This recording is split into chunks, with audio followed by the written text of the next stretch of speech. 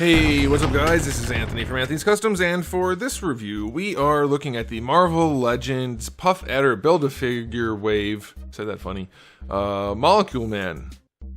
Which, why are these figures in the Avengers batch? Am I nuts? I don't think Orb is an Avengers related character, not really. Same thing with Molecule Man. I thought he was a Fantastic Four guy mostly. Am I missing something? I could be missing something. You guys can let me know. But anyway, we'll do a question of the day. Did you want a figure of Molecule Man? And if you did you want this version?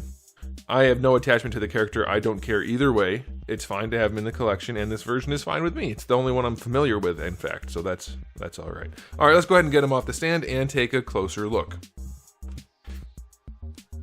This guy stands just about, we'll say 17 centimeters, including the hair. That's going to make him roughly 6 3/4 inches. Here he is up against everyone's favorite Darwin, pretty close to kissing height, and that should be fine. Let's go ahead and talk about the aesthetics. A lot of this body is reused, some of it is new, obviously. A lot of the body parts that are reused, especially the arms, people don't like because they're very bad. We'll get to that in the articulation. If you don't bend the elbows, they look fine. If you do, they look awful. The figure is... everything is molded plastic except maybe, is the belt a separate piece? Belt is a separate piece, so that's molded. I think everything is molded except for the purple right here. And then in the details on the face. So it looks cheap as hell.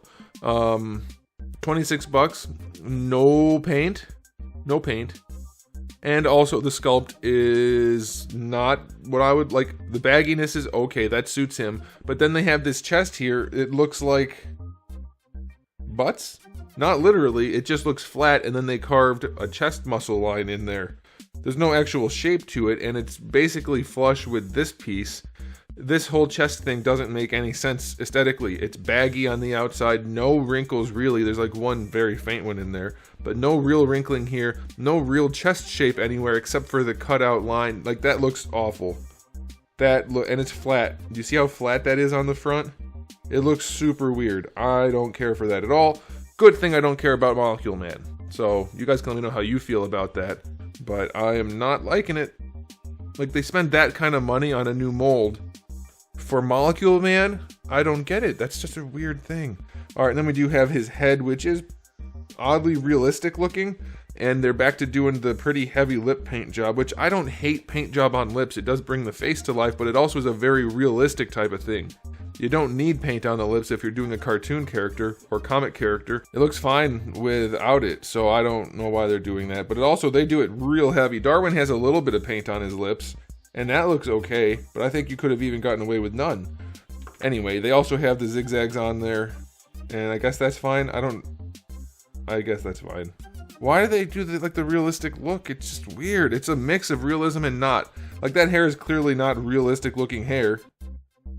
But then the eyes and eyebrows and mouth are meant to... It's just weird. I don't like it. You guys can let me know, though most of you seem to not like it also.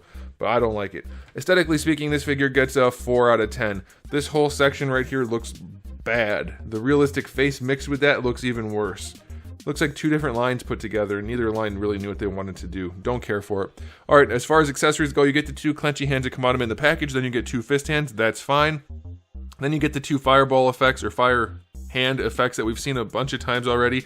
They are in a really wonderful saturated violet. I think that'd be a good color. Violet? Is violet lighter than regular purple? I don't know. It's a very nice lighter purple. Super saturated, super transparent. I love that. They glossy too. They look great. I like that a whole bunch. That's it for accessories. So, his face is bored as hell. And so, 6 out of 10. 6 out of 10, not enough. Give us another face to go with, like, make him look angry. I remember seeing a picture of him where he's angry and he's got the, like, glowy fists. That'd be cool. Something like that would be really nice. So yeah, not good enough. Not for the $26 price point. Alright, they did do a double ball peg neck, but they still give no opening. Like, the opening is almost the exact same size as the peg, so that's never gonna work. It can't do anything. And the ball is too low in there.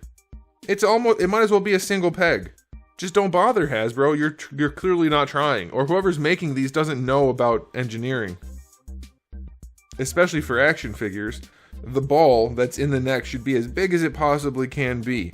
And so should the hole. You really want a big ball in a big hole, and then a tiny peg, as small as you can manage the peg to be without making it too fragile. That will give you the most versatility in the neck. You can pose it all over the place. Cool thing is, though, the neck itself is on a little ball peg, but I mean, you get basically no range out of that either, other than a rotation. So it's like, why even bother? They do some of these figures with double ball pegs, but then they make them horrible. Why? It has less range than anything. That's terrible. It makes no sense.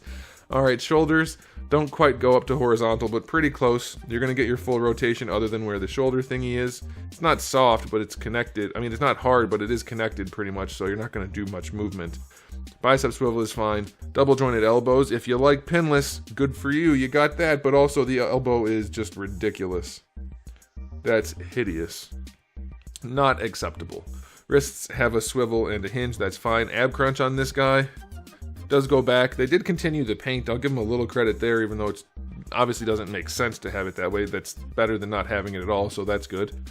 And then forward, that's fine. No real issue there. Waist swivel.